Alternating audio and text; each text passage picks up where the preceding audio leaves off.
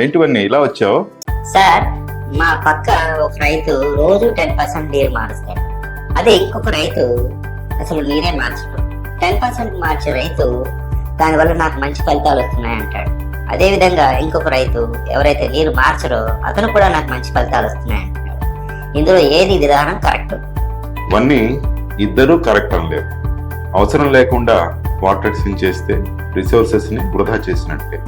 అదేవిధంగా అవసరం ఉన్నప్పుడు వాటర్ ఎక్స్చేంజ్ చేయకపోతే అది కూడా ప్రమాదానికి కారణమైంది. అవసరాన్ని నిర్ధారించుకొని మనం సరైన విధంగా నీటిని మార్చుకోవాల్సిన అవసరం. అంటే వాటర్ ఎక్స్చేంజ్ అనేది ఒక టూల్ మాత్రమే, ఇది ఒక స్టాండర్డ్ ప్రిన్సిపల్ కాదు. ఏ పరిస్థితుల్లో మనం వాటర్ ఎక్స్చేంజ్ చేయాల్సిన అవసరం వస్తుందంటే, సాధారణంగా నీటిలో 0.5 ppm కంటే ఎక్కువ నైట్రేట్ లెవెల్స్ ఉన్నప్పుడు 20 to 30% వాటర్ ఎక్స్చేంజ్ మనం చేసుకోవాల్సిన అవసరం ఉంటుంది. అలాగే నీటిలో 0.5 ppm కంటే ఎక్కువ అమోనియా ఉన్నప్పుడు ఇమీడియట్ గా 20 to 30% వాటర్ ఎక్స్చేంజ్ చేస్తూ దాంతోపాటు ఫీడింగ్ ని కూడా మనం కంట్రోల్ చేయాల్సి వస్తుంది లేదా ఆపేయాల్సి వస్తుంది. అలాగే చెరువులో ఆల్గల్ క్రాష్ జరిగినప్పుడు ఇమీడియట్ గా మనం 20 to 30% వాటర్ ఎక్స్చేంజ్ చేసుకుని తిరిగి ఆక్సిజన్ లెవెల్స్ ని ఇంప్రూవ్ చేసుకోవడానికి తగిన ప్రయత్నాలు చేయాల్సి ఉంటుంది. ఈ సందర్భంలో కూడా మనం ఫీడ్ ని ఆపేయాల్సి ఉంటుంది. ఈ విధంగా అవసరానికి తగినట్టుగా మనం వాటర్ ఎక్స్చేంజ్ అనే టూల్ ని ఉపయోగించుకోవాల్సిన అవసరం ఉంటుంది.